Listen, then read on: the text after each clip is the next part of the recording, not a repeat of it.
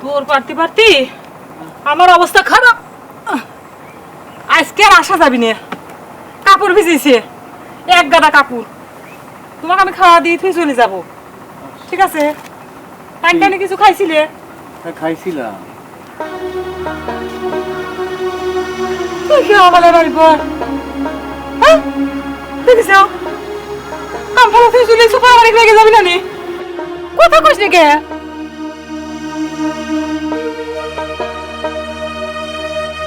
মার কথা মনে পড়েছিল রে বাপ।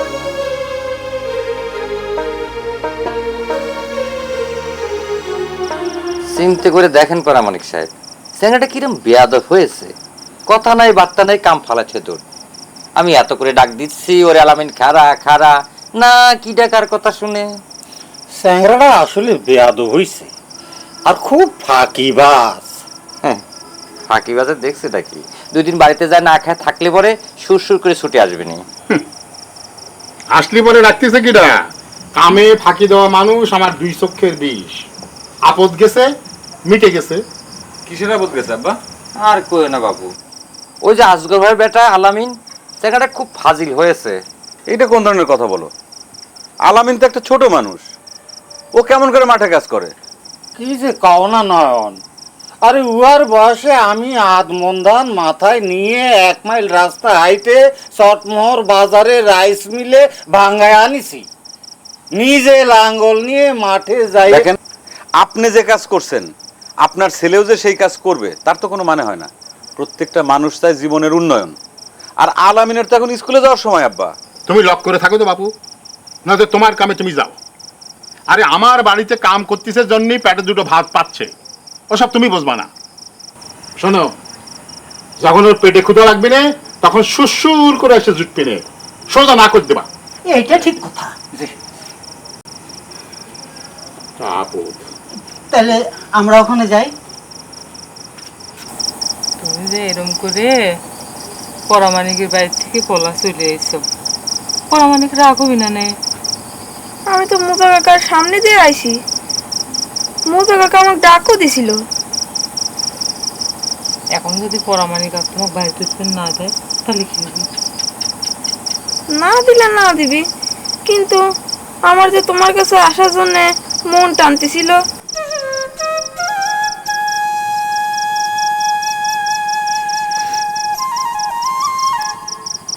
মেলা রোদের মধ্যে পুরে পুরে কাম করতে তোমার মেলা কষ্ট হয়, তাই না আব্বা?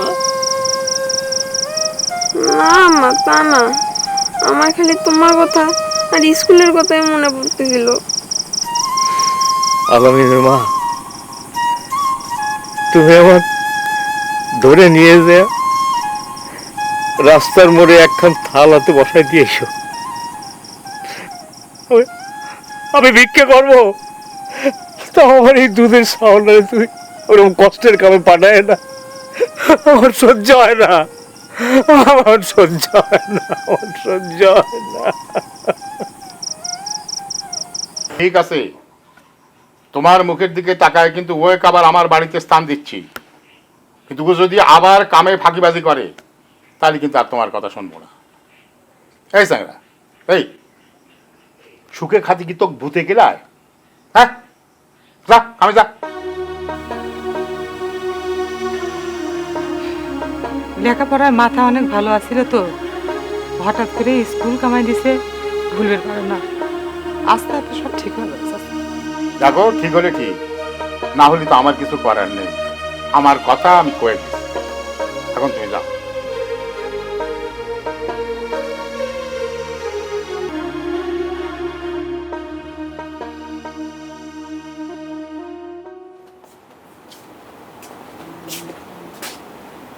এই, তুমি কি করো এটা? এটা তো বিষ। মোজা কাকা ভুইয়াছি ডাকি, তো আমাকে নিয়ে যাবার কইছে। মোজা কাকা কি জানে যে এটা কত বড় বিপজ্জনক একটা জিনিস? শিশুদের নাগালে আনাই তো এগুলো অন্যায়। আর মোজা কাকা তোমার নিয়ে যাইতে বলছে। রাখো এগুলো, রাখো। না নিয়ে গেলে যে রাগ হবে নি। আচ্ছা রাগ করুক, আমি দেখবো, তুমি রাখো। কে রে আলামিন, তুই এখন এখানে খাড়ায়? তুই গেলি পরেই তো খেতে বিষ দিবি। আমি তো যাবারই চাইছিলাম, কিন্তু কাকাই তো আমাকে নিষেধ করলো।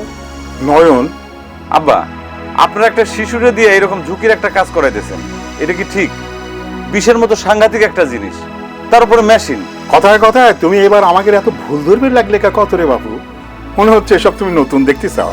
আব্বা আপনি ঠিক কথাই কইছেন, হয়তো আগে আমার এসব চোখেই পড়তো না, আমার সেই দেখার চোখই ছিল না। এখন তো আমার দৃষ্টি খুলছে, তাই আমি দেখতে পাই। আলামিন একটা শিশু, তাদের অভাব আছে, কাজ করতে হচ্ছে, সবকিছুই ঠিক আছে, কিন্তু তারে দিয়ে তো এরকম ঝুঁকির কাজ করানো ঠিক না আব্বা। সারা জীবনের জন্য তোর মারাত্মক ক্ষতি হয়ে যাইতে পারে। তোমার কাছে সমস্ত জ্ঞানের কথা আমি শুনবে চাই না নয়ন। আলামিনেকে সব নিয়ে যাবে দাও। আলামিন গেলি পরে খেতে কাজ শুরু হবি, খেতে বীজ দেওয়া হবি, বুঝতে পারিস? এই আলামিন, এগুলো নিয়ে যা। কে হলো? যা। থাক, আমি নিয়ে যাচ্ছি, তুমি আমার সাথে এসো।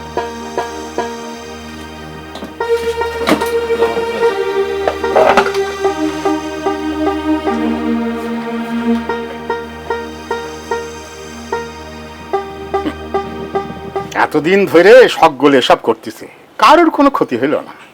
আজ উনি ক্ষতির হিসেব খুলে বইছেন।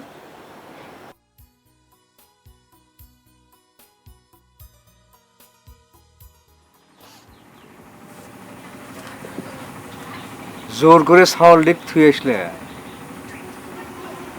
জোর করে তুই নেই, সে নিজের ইচ্ছাতে রয়ে গেছে।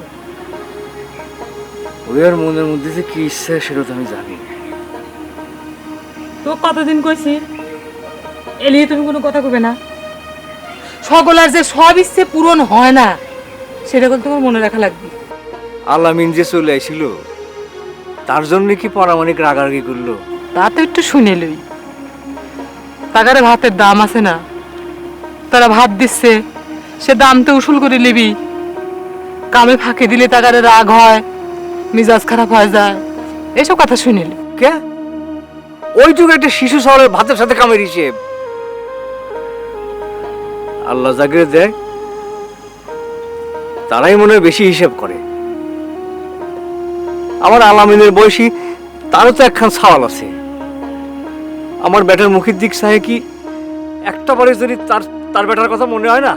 মনে যদি না হয় তাহলে কি তুমি জোর করে মনে করাবে? তুমি কতদিন কইছি এসব নিয়ে তুমি কোনো কথা কবে না। আমার মেলা কাম, আমি এ বেলা শুরু হবো না।